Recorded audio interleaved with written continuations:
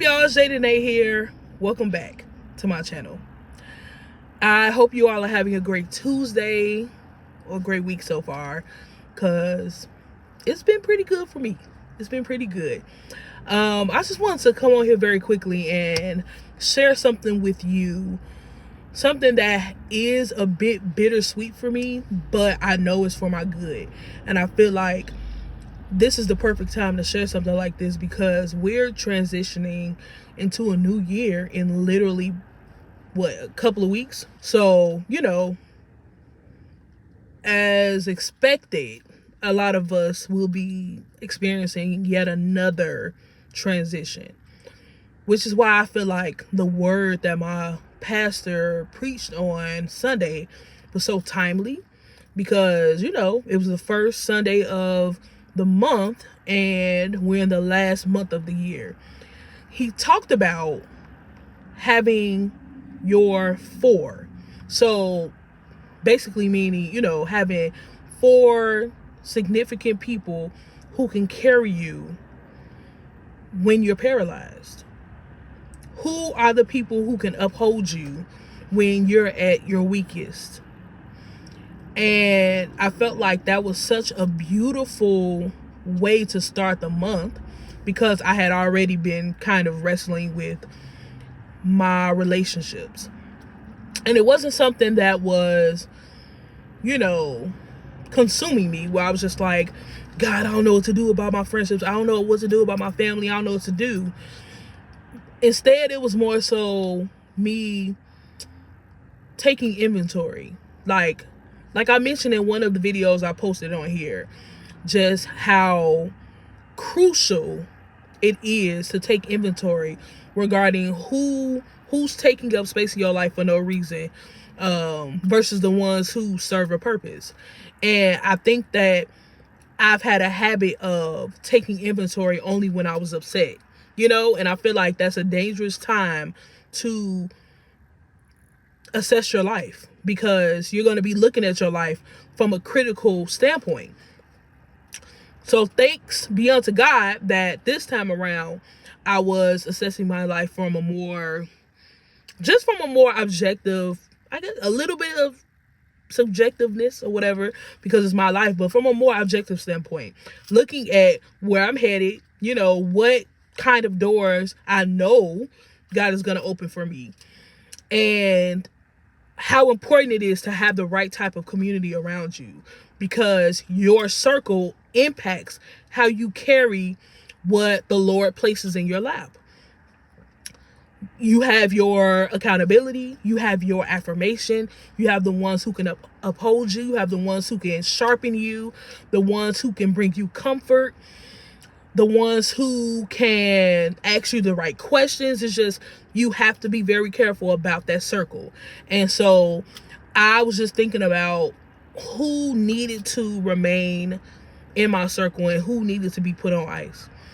So I made some very, very hard decisions internally, thinking about, how to go about releasing some people, because I've gone through quite a lot this year. It's been a very, very hard year.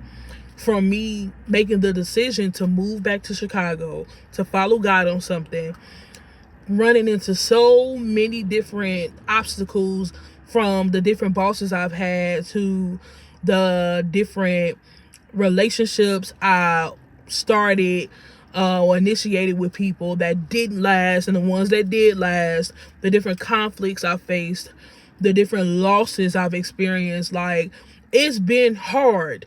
I've seen the harsh side of the favor of God, where he has his hand on your life. You feel him in all aspects.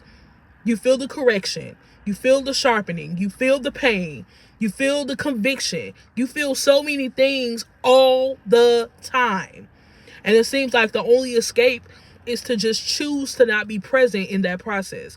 And more often than not, that's not an option.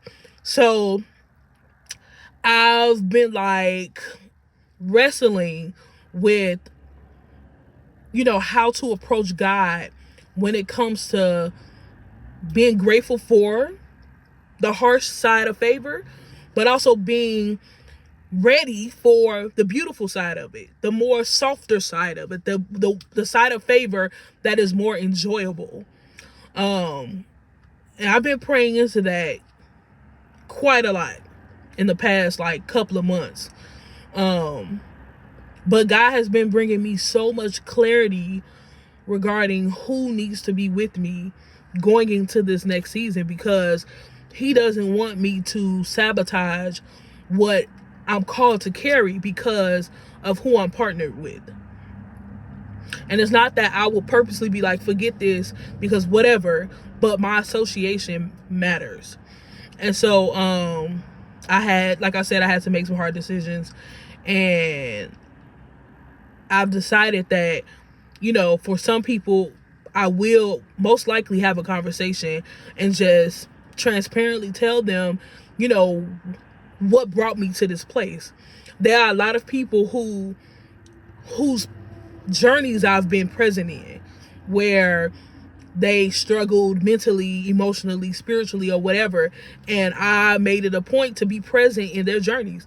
And it's not that I did it with the intention to remind them of my presence so that they could be a part of my journey, you know, when the time comes, but I just did it out of love, because we're calling each other friends, and we're saying, I'm here for you, you're here for me, I'll help carry you, I can be an anchor in your life, I could be a pillar in your life, or whatever.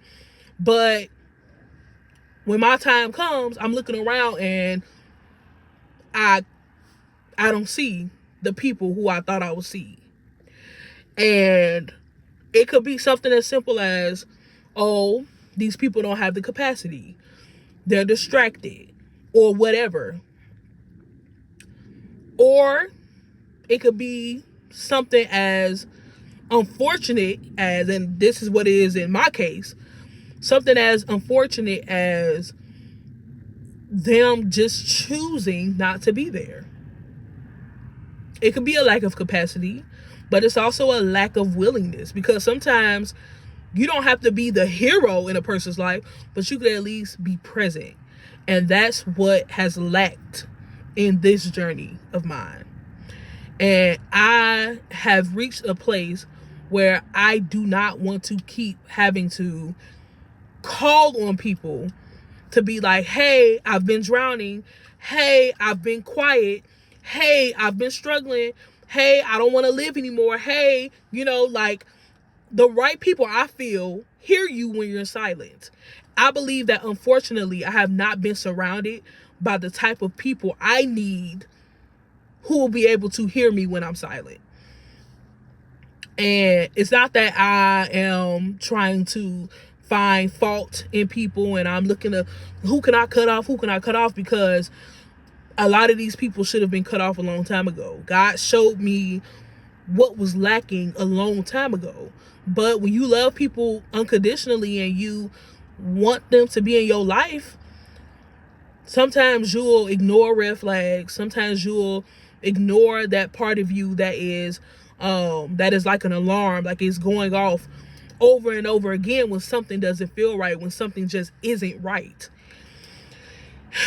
But now, with it being crunch time, and with me struggling the way I've struggled this year, and not getting the kind of support that I thought I would from who I thought I would receive it from, I now understand how necessary it is to remove some people, or either remove them or place them in a different position.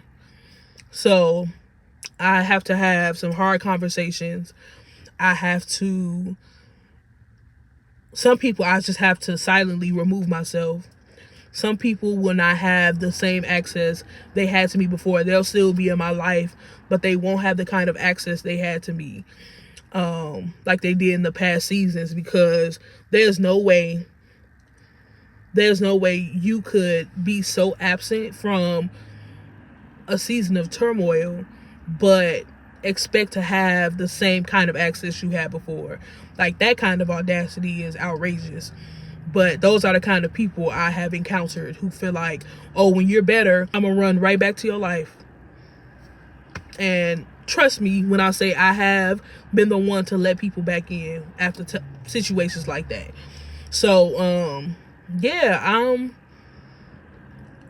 not allowing anyone to hold me back from what I know I deserve.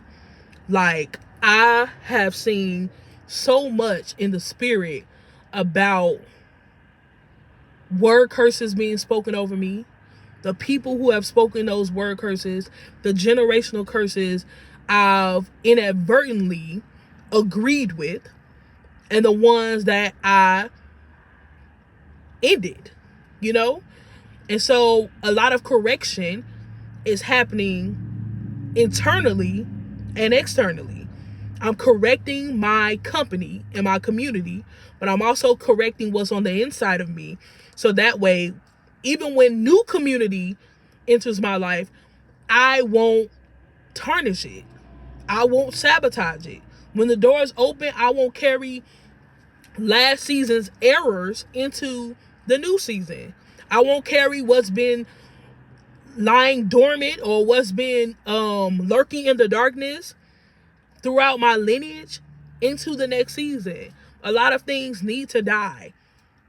Relationships, errors, old behaviors, all of that. And I'm at that point where I am willing to put things to rest or to put them to death. Because I cannot let another season go by without seeing the prosperity I've heard of in prophetic words and words of encouragement and sermons. I can't let another season go by without me touching that prosperity. I have way too much creativity and intelligence and gifts on the inside of me. So if people gotta go, they going. If behaviors have to go, they're going. If certain character flaws or whatever have to go, they're going. I've prayed. I've done the inventory. I've aligned myself with God. And I've positioned myself in a way where I am willing and ready to execute what I know needs to happen. And the cutoffs are happening. So I left a group chat today with my college friends, and these are people I still love unconditionally. And I'm super open to still maintaining a connection outside of the group chat, you know, individually with each person. But my time is up in that group chat because the conversations or whatever is happening there is not going to help serve me where I'm going. I talked to God about a relationship that I, was wondering, is this something that should remain when I go into the next season? And he basically confirmed that I have to cut her off.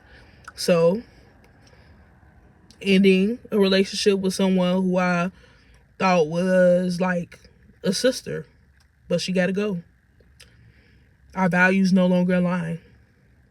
Certain guys that I wanted, appetite changed. Our values don't align. So, yeah, a lot is going to change walking into 2025. I'm not going to wait until 2025 to be like, so now this is... No, the transitions are happening now. God told me he will meet me at my obedience. He will meet me right there. I obey, he meets me. I obey, he meets me. So the changes are happening now. So if you feel like there is pressure, not even self-inflicted, if you feel like there's a spiritual pressure weighing on you to make a hard decision as it relates to your relationships, even the ones where you have years of history, childhood, grew up together in diapers, like even your favorite cousins. If you feel like there's some pressure to reposition these people or to even end these relationships, to break these ties, even old relationships like romantic relationships, if you feel this pressure to walk away, I admonish you to follow the guidance of the Holy Spirit. Follow it, because it's very, very possible that you've been seeing signs that these different ties should have ended a long time ago, but you've been more loyal to upholding that dynamic versus being loyal to yourself and your own growth and your own progress, your dreams. I think we underestimate how much a friendship can impact where we go and how we get there. There are people in your life who are literally dragging you down. People who are literally operating in dysfunction. So much so that what you're doing is tainted.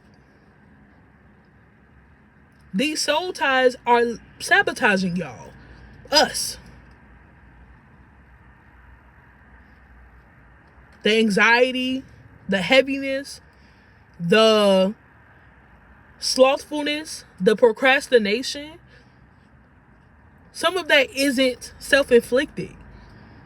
Some of it is due to the ties you have. And so do yourself a favor and pray for wisdom.